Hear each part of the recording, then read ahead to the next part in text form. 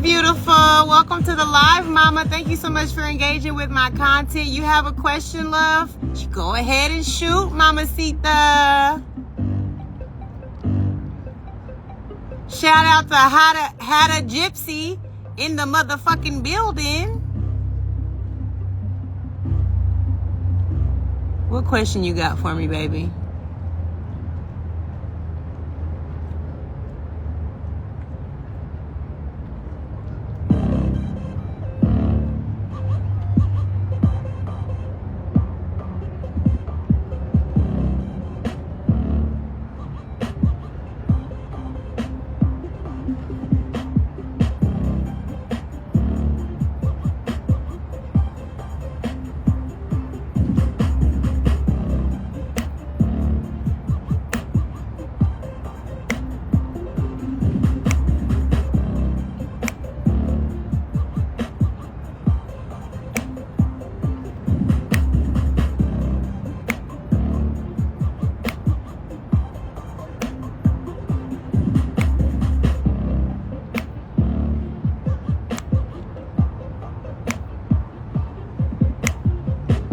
I had to go find me some royalty-free music. I was trying to like set the tone and set the vibes. I had the music playing, and then I guess Instagram is they don't like us playing music. So I tried to find me some like something with a vibe, you know what I'm saying?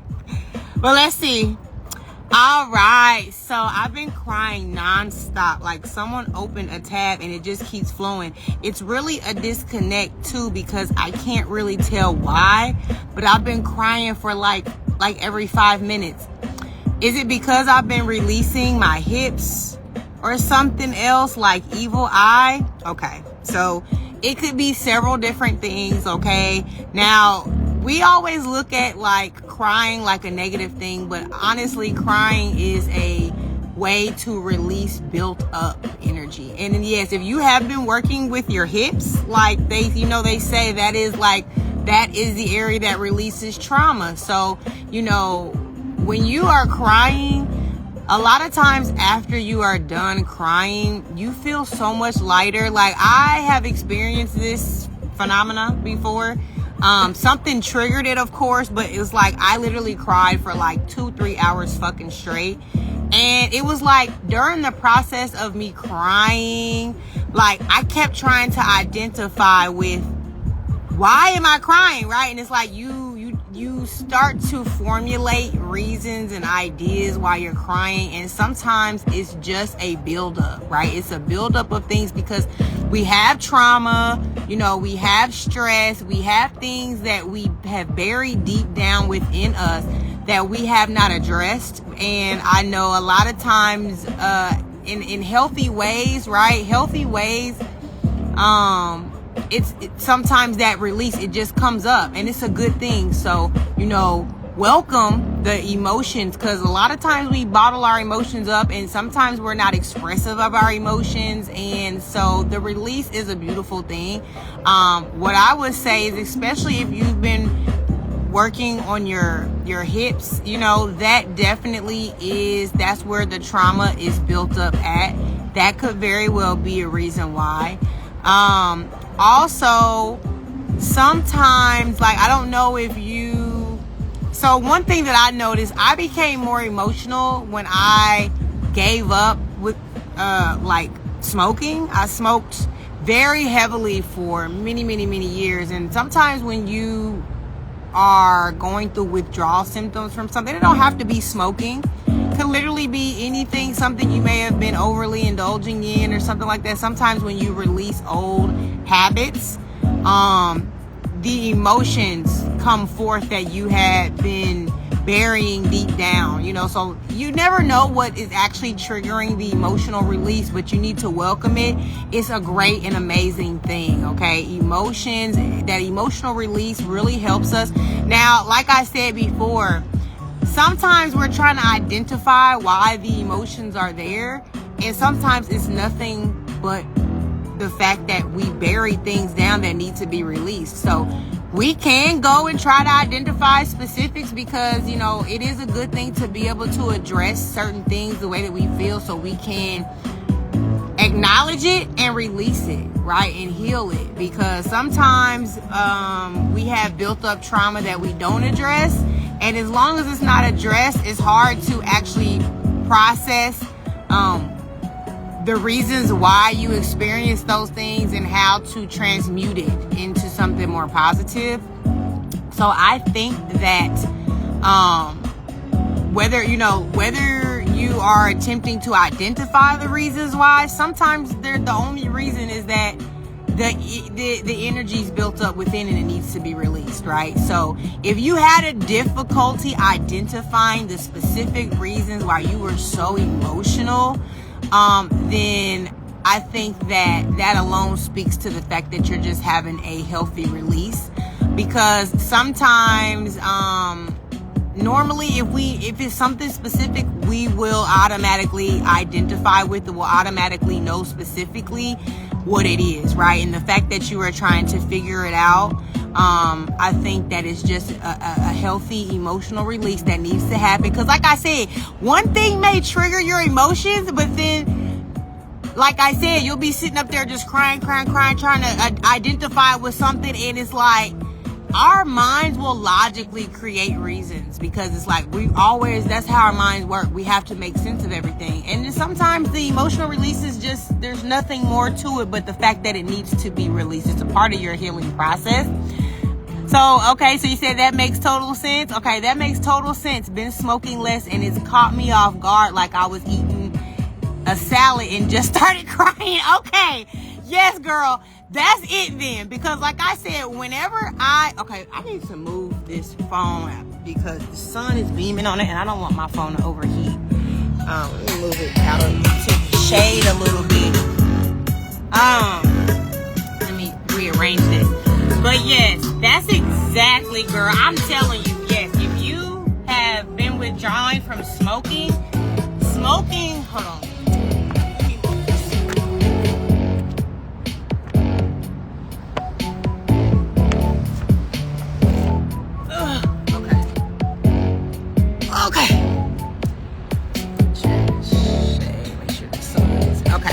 So yes, smoking, I'm telling you, like I'm on the 4th of September, I will be 9 months sober. And when I tell you smoking was one of the biggest, I never try to convince people to stop smoking, because I was such a heavy smoker that I literally couldn't nobody tell me nothing about smoking. So it's like, when you're in that space of being a smoker, it's like you don't want to hear people say, don't smoke weed, it's not good for you, right? You don't want to hear that shit.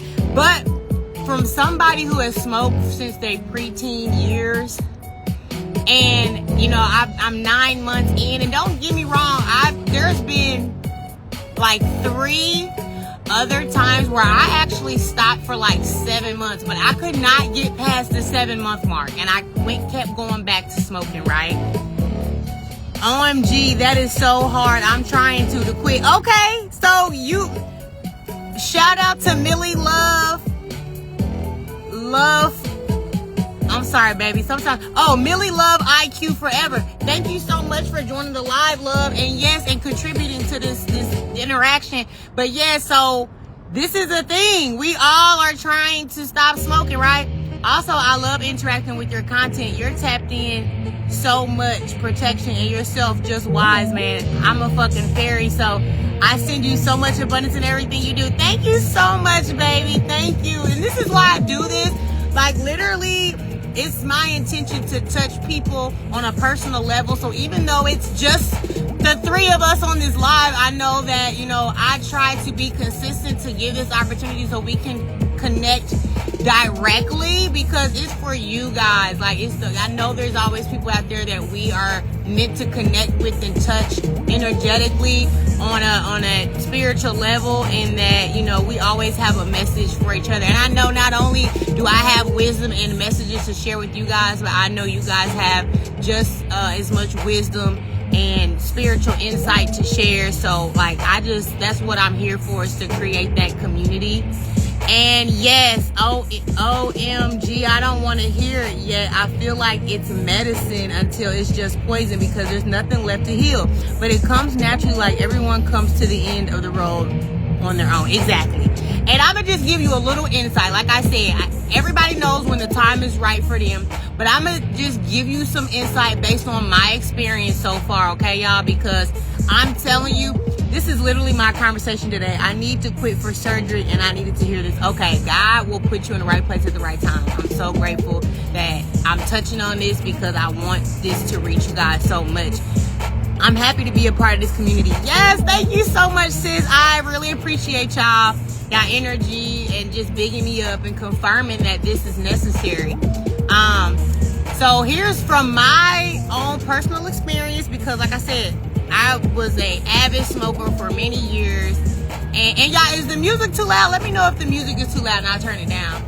But like literally my journey, it was like a crutch. It was an emotional crutch for me, because it was like when you start smoking, it really helps you release the stress of life. It really helps you have this I don't give a fuck like mindset, which is healing in a sense. But see, had a gypsy, like the reason why you're having that emotional release like that is because weed is really contributing to us burying our emotions. It's like when we don't address those issues, or if we don't address like how we feel in certain moments, and then we internally bury it within, we're not able to release it and heal it. And so I realized that weed did that for me. It was like an emotional suppression, and it was almost like I didn't know it until I stopped. And then once I finally stopped, what's up, Mission Nonstop 21? Thank you so much for joining the live, love.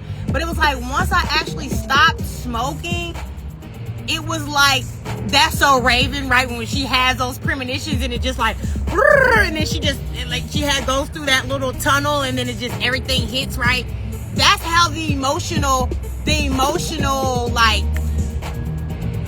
suppression, it all comes forth all at once, because you've been suppressing it for so long. And the weed is, people think that weed is healing them because of that like I don't give a fuck thing, right? And yes, girl, dreams. All right, so let's see.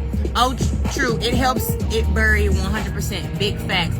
Millie Love IQ Forever says, it stops my nightmares, really, because when I don't smoke, I have to relive the dream too, dreams and nightmares. So yes, that's another thing, is but see, here's the thing, y'all. I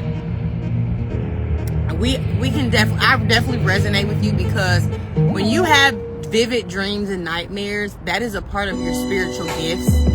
And that dreams is a spiritual gift of mine. And I literally, when I smoke, I suppress my dreams too. I don't dream at all.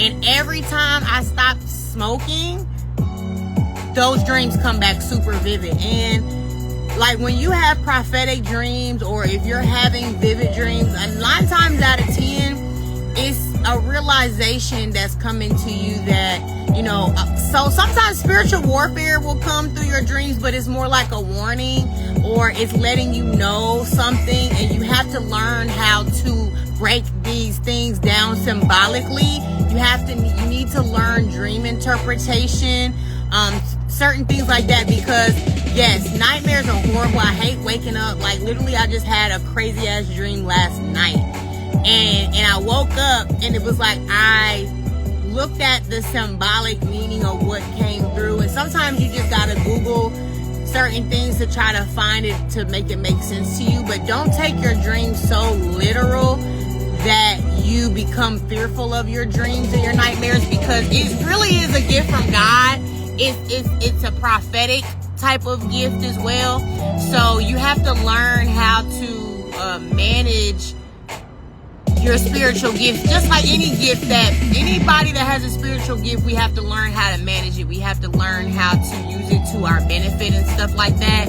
So like I would recommend that, yes, since you're going through this process of trying to stop smoking, look at it like this. You're suppressing your spiritual gifts, you're also suppressing your emotional intelligence in a sense, right? What's up, EUC to my crown? Welcome back to the live, love. Thank you so much for being here. So that's another thing too. You're suppressing your gifts in a sense, as well as your emotional intelligence and your healing. And another thing too that really helped me in my journey to stop smoking was that I recognized that weed is evolving into something different. It's not as natural as it used to be. It's not coming from the earth anymore. There is lab grown. They're altering it. Like I'm very much into naturopathy, so I don't like the fact that now it's lab grown and it's no longer the medicine from God when pharmaceutical industry get to fucking with it and stuff. So now I feel like I noticed the difference from when I was a preteen to now being an adult, the difference of high. The difference, like, I would get so heavy, right? Like, I'd be smoking and I would feel so heavy, non-motivated. Like, I was so content with just, like, let's say, for example, I would be motivated, inspired to go out and do something, right? I'd be like, in my mind, I had a plan to go do something, but then I would smoke and I would just kind of be like, well, fuck it, I ain't pressed. I'm just chilling, Next thing you know, I'm not out pursuing the things that I wanted to pursue before I smoke. So it's almost like it's suppressing your motivation as well. It's suppressing your life force vitality, your energy to get you to get up, to put that fire under your ass, to get you to go live life and go experience life so you can have your experiences. Like, our experiences are the doorways and the pathways to opportunities and blessings that God be trying to usher into our lives. But when we get so comfortable in just saying, fuck it, we chilling, it's like, it's this level of suppression. You missed out on opportunities and things like that too. You know what I mean? So what's up, Dystopian Warlord? Thank you so much for joining the live, love. So yeah, so that's so true. I get it from a guy who grows it in his garden, and the high is motivating as fuck. Okay, so that's good. Like, that's good. When you know your source, that's a beautiful thing, right? If you know your source of where it's coming from and stuff like that, and you're more like, a connoisseur where you know your sativas from your indicas and you know how it's going to affect you, then, that's a good thing. I think for me, I wasn't that much into it. I didn't really care like that. I was just like, I just wanted to smoke. Like, I didn't really care that deep but if you are that disciplined and understanding like what you're smoking and being more specific, then okay, I get that. Let's see, but when I smoke those wax pens, the high gives me a headache and it's so heavy. Yeah, right? It's like the lab grown shit that they altering and fucking with. Hey, lovely Latoya 30, thank you so much for joining the live, love. I can't smoke the pens at all, or edibles. Yeah, so see, that's the thing too with edibles. Oh my gosh, like, you can't control the amount of THC that's in there. So you'll go take an edible and you just can't control how high you gonna be. You don't even fucking know. I know there was a time, one of them, I got a homegirl, she make the most fierce edibles, but like, her fucking edibles be so strong to where you be stuck for hours after you eat that shit. So it's like, I totally understand what you're saying. So let's see. But so going back to my point of what I was saying, let's see, your energy is really mermaidy. Oh, thank you, baby. I feel like I'm at a coast listening to a beautiful mermaid talk.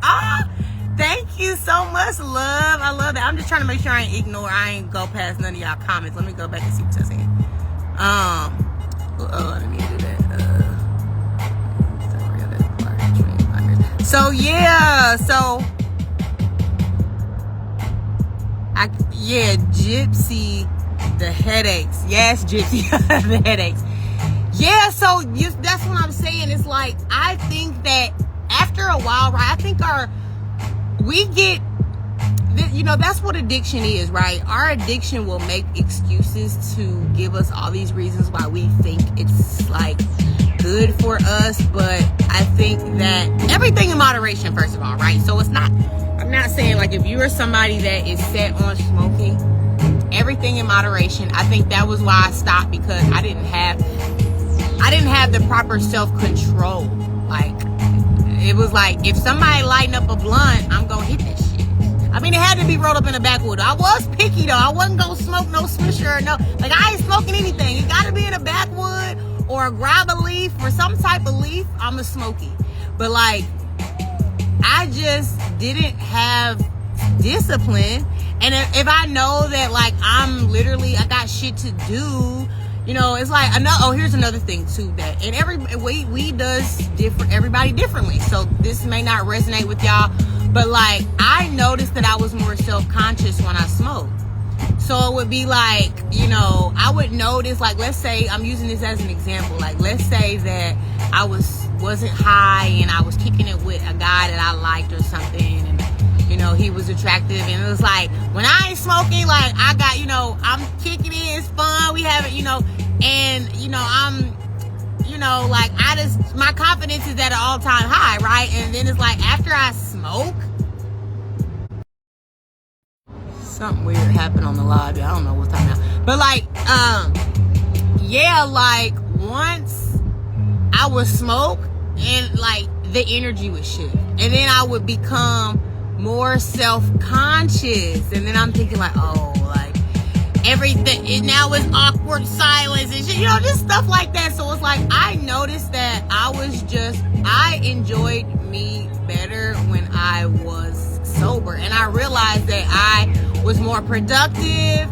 Like, there were just things that I realized because I had smoked ever since I was a preteen. So then I also had to ask myself, like, do you know who you are, like, without being high, nigga? Like, who are you when you don't have weed? You see what I'm saying? So I was like, all of these things, like, I had to think about. And once I processed everything, I was like, you know what, I think I appreciate who I am more, like when I'm sober. Like I'm just more productive, I get things done, right? So all of these things, but the number one thing that was important to me was that I wanted to enhance in my spiritual abilities, and I wanted to get more in tune. I wanted to be more in tune with my best self. Like I want to be the best me that I can be. And when you start to add up everything and how it may or may not contribute to that, you start to prioritize what's important. And I think that's what it was for me. It was more important for me to build up my spiritual gifts and abilities. And if it was hindering me from dreaming, if it was like suppressing me emotionally and I couldn't heal, because it's like, you can't heal emotions that you can't feel. You got to feel them first for you to process them and then release them. So like, you know, had a gypsy, like you've been going through this emotional release, and it seems like that's what triggered it, was that you've been withdrawing, you've been taking like less, you've been keeping away from the smoking, you know what I'm saying? So yes, Millie Love, IQ Forever, like yeah, anxiety, all of that, like it really, you know, that's the downside of it. Now, the good things that I enjoyed about it, first of all, I really enjoyed the social aspect of smoking. Like, I always felt like it connected me with people. But then also, y'all, I started to think about how, like, all of my connections weren't good connections that I would meet people from smoking. I realized that some of my connections were not healthy. That, like, cause you know, it's a bonding experience. Like, you might meet some people because they like, oh, you want to smoke? You smoke a blunt, or you want to smoke? And then next thing you know, you bonding over smoking weed. But it's like, are we in alignment? You know, no, we're not always in alignment with those people and shit like that. You love dancing and doing yoga after smoking? Yes, like, and that's the thing. See, there, like I said, it's very social. It really does. You can create certain bonds, and it's like, I do miss, like, there's certain things that I do miss about it, which things like that, right? Like, just that fun, you know what I mean? Like, for me, I would always like to smoke when I didn't have a care in the world or any responsibilities. Like for me, I wasn't always good smoking and like working or smoking. If I had a task to do, I didn't really like being high, because when I smoked, it would be like, I'd be more slow motion. Like, my processing time was a little bit lagging. You know what I mean? When I was smoking, when I was high. So that made, you know, a little difference for me. You know what I'm saying? So, but back to the reason why we brought this up, you know, is like all of those things can play a role in why we're having emotional releases like things like that. So that might help you identify with what is triggering the emotional release. But as I said before, it's a beautiful thing that you are experiencing that, because I'm telling you, once you move through it, you're going to feel so much lighter. And it's such a release, and you have to learn how, when those things, when your emotions are triggered like that, to just let it go. Just let it go. Let it, release it. And then, like, once you're done, just thank God for, releasing that energy. And, hold on, let me try to turn it back to royalty-free music. Because Instagram be trying to hate on you. Cut your live short if you're not listening to royalty-free music. So let me try to, give me one moment. Sorry for the delay, y'all.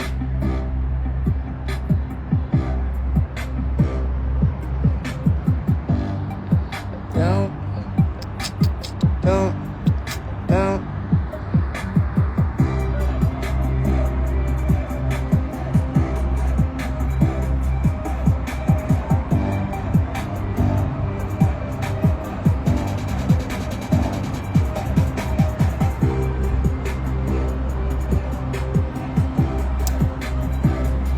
Peace and love. Hey, his screw face. What's going on, baby? Ask me anything. Relationship advice, life advice. Maybe you got a few gems to drop. Feel free. I'm trying to find me some royalty-free music so I can play some vibes while we vibing here. But I had a few people on the live with me, but I think they dropped off when I had to change the music again. So, but yeah, feel free to. You got some questions? I'm here, baby. Hey, honey bunny, welcome back to the live, baby. I had some good questions. We had a good vibe going here just a few minutes ago. I had to get off the live and change. I'm trying to find royalty-free music, because when I get on the live and I've just got regular music playing, it's like Instagram don't like you playing music anymore, I guess. I don't know. So I had to switch it up for a second, because it's better when you got some type of vibe, some type of music playing, you know what I'm saying? But it's very limited in the options that I got right now.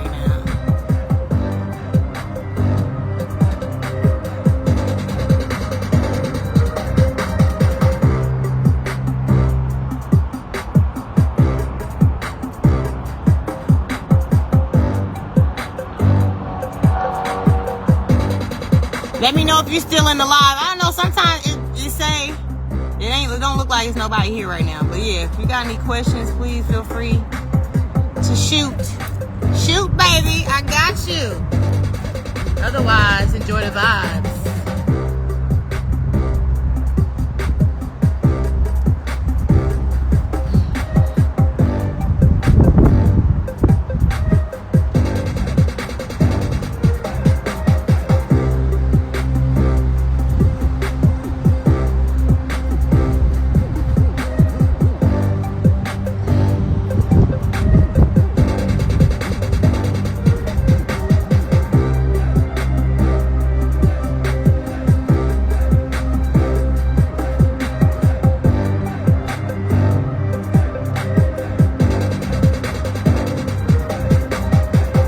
What's up?